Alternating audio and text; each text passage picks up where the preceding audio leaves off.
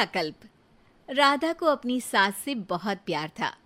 Mummy जी, आपकी साड़ी कितनी प्यारी लग रही है। काश मैं भी आपके जैसी साड़ी पहन पाती। अरे बेटा, हमारे जमाने में तो साड़ी ही चलती थी। तू क्या करेगी साड़ी पहनकर? दिन भर भागा दौड़ी करती है। साड़ी कंफर्टेबल नहीं फील कराएगी। तू तो ऐसे ही जचती है बेटा। राधा सास को लेकर घूमने जाती, सैर करती और उनसे खूब बातें किया करती थी।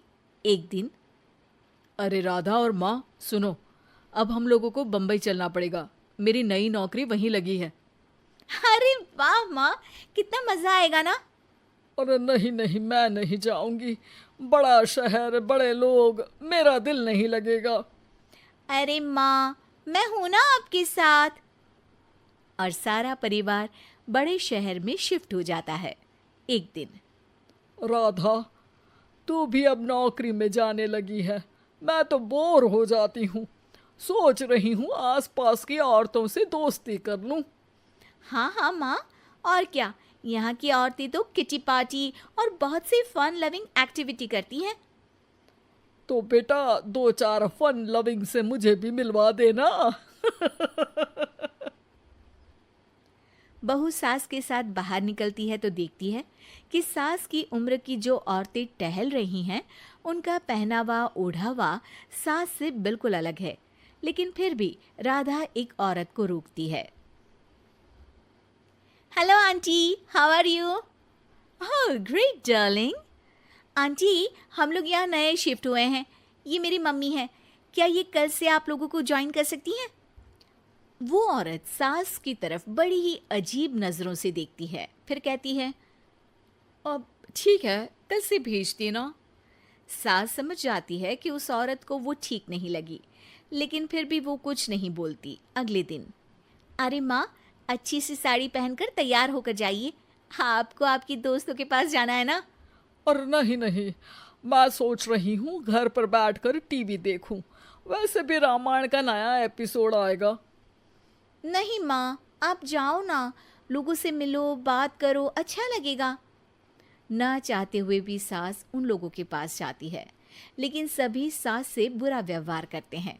सास मुंह लटकाकर घर आ जाती है। बहू समझ जाती है कि सास को कुछ हुआ है।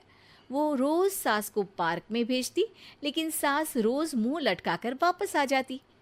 क्या हुआ माँ, आप बाहर जाकर खुश नहीं होती हैं? अरे बेटा, खुश तो हूँ लेकिन लेकिन क्या माँ, आपको तो लोगों से मिलना, बातें करना अच्छा लगता था। मैं देख रही हूँ कि आजकल आप बाहर से आती हैं तो परेशान सी दिखती हैं। सास कुछ नहीं कहती, अपने कमरे में चली जाती है। अगले दिन राधा चुपके से सास के पीछे पार्क में जाती है। हेलो, कैसे हैं आप लोग? एक औरत मुंह बनाकर साइड हो जाती है। सभी एक दूसरे से बात करती हैं, लेकिन राधा की सास साइड में चुपचाप अकेली बैठी रहती हैं। राधा घर आती है और सास के वापस आने का इंतजार करती है। सास मुंह लटकाकर घर आती है। अरे मम्मी जी, तब से इंतजार कर रही हूँ, जल्दी तैयार हो जाइए, मार्केट जाना है। राधा सास को लेकर बाजार जाती है और उन्हें कुछ मॉडर्न कपड़े दिलाती है। अगले दिन सास उन कपड़ों को पहनकर पार्क में जाती है। Oh my god, you are looking gorgeous. Beautiful top, कहाँ से लिया? हे, मेरे घर में कल किटी है, तुम जरूर आना। अजीब औरतें हो तुम लोग। मैं रोज आती थी तब तो तुम लोग सीधे मुंह बात भी नहीं करती थी। आज इन कपड़ों को देखकर तुम मुझे घर बुला रही हो। लेकिन सुनो, अब मुझे तुम लोगों से कोई बात नहीं करनी और ना ही दोस्ती करनी है। अरे तुम तो बुरा मान गई। वैसे दोस्ती नहीं करनी थी तो ये कायाकल्प क्यों किया? ये मेरी बहू ने किया है। मैं यहाँ सिर्फ ये देखने के लिए आई थी कि तुमको मुझसे समस्या है या मेरे कपड़ों से। कपड़े तो बदले जा सकते हैं। अच्छा चलो, जो भी हो, अब हम लोग तुम्हें अपने साथ रखने को तैयार हैं। लेकिन अब मुझे तुम लोग नहीं पसंद। ये बोलकर राधा की सास वहां से चली जाती है। वाह माँ जी, आज तो आपका चेहरा खिला खिला सा लग रहा है। लगता है आपकी सहेलियों ने आपको अपना लिया। हाँ, वो तो अपनाना ही था। दिखावे वाली जो है वो, मेरे कपड़े बदलते ही उनका दिल बदल गया। लेकिन आज मैं उन्हें मना कर आई, अरे क्यों माँ जी? क्योंकि उन लोगों को मुझसे नहीं मेरे कपड़ों से दोस्ती करनी थी। वैसे मेरे पास तो तू है ना, मेरी प्यारी बहू, मुझे किसी की जरूरत नहीं है। अरे नहीं नहीं माँ जी, आप ऐसा क्यों सोच रही हैं? बेटा ये गलत भी तो नहीं है, जैसा देश वैसा भेष। क्यों?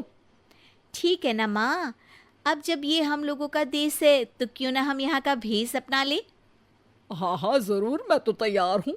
समय के साथ खुद को बदलने में कोई बुराई नहीं है, लेकिन कहीं नकल के चक्कर में बंदर ना दिखने लगूं।